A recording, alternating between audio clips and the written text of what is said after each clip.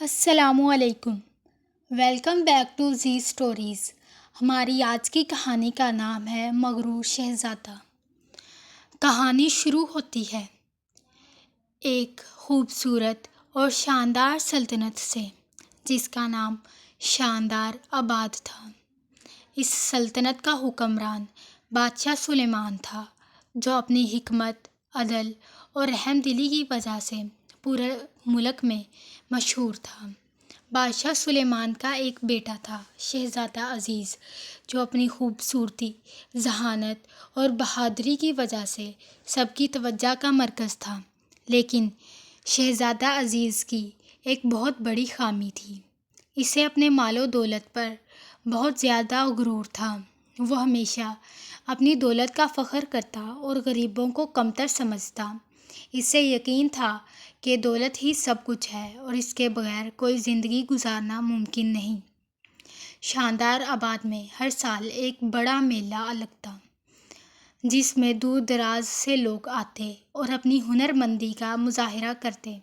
ایک دن میلے میں ایک غریب بوڑھا شخص آیا، جو اپنے ہاتھوں سے بنائی ہوئی چیزیں بیچ رہا تھا۔ شہزادہ عزیز نے اس شخص کو دیکھا اور اس کے غریب حلیے پر ہنس کر کہا، تمہیں میرے جوتے کے برابر بھی دولت نہیں مل سکتی۔ بوڑھے نے مسکرا کر جواب دیا، شہزادے، دولت صرف ایک امتحان ہے۔ اصل دولت انسان کے کردار میں ہوتی ہے۔ لیکن عزیز نے اس بات کو سنجیدہ نہیں لیا اور اپنے راستے پر چلتا رہا۔ ایک دن شہزادہ عزیز نے ایک غیر معروف آدمی کو دیکھا، جو اپنی حیرت انگیز کہانیاں سناتا تھا۔ اس اجنبی کا نام حکیم تھا۔ حکیم نے شہزادے سے کہا، شہزادے، کیا آپ جانتے ہیں کہ اصل دولت کیا ہے؟ عزیز نے طنزیہ انداز میں کہا، ہاں، سونا، چاندی، جواہرات۔ حکیم نے سر ہلایا اور کہا، اصل دولت انسان کی عاجزی، محبت اور خدمت میں ہوتی ہے۔ ایک دن شاندار آباد میں ایک بہت بڑی آفت آئی۔ زلزلہ آیا اور بہت سی عمارتیں تباہ ہو گئیں۔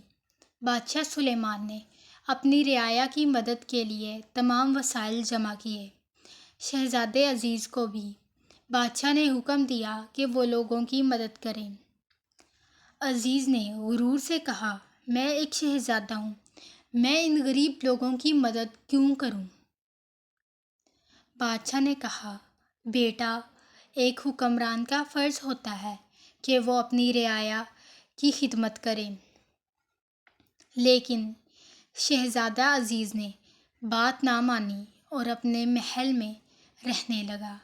لیکن جب وہ اپنے محل سے باہر نکلا تو اس نے دیکھا کہ لوگوں نے اپنی مدد آپ کرنی شروع کر دی ہے اور وہ مل کر اپنے گھر دوبارہ تعمیر کر رہے ہیں۔ ایک دن شہزادہ عزیز شکار پر گیا۔ وہ ایک جنگل میں جا پہنچا اور راستہ بھول گیا۔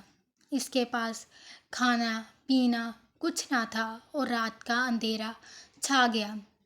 وہ بہت پریشان ہوا اور سمجھ گیا کہ دولت کے بغیر وہ کتنا بے بس ہے۔ اسی جنگل میں اسے وہی بوڑھا شخص ملا جسے وہ میلے میں ملا تھا۔ بوڑھے نے اسے پانی پلایا اور اپنی جھونپڑی میں لے گیا۔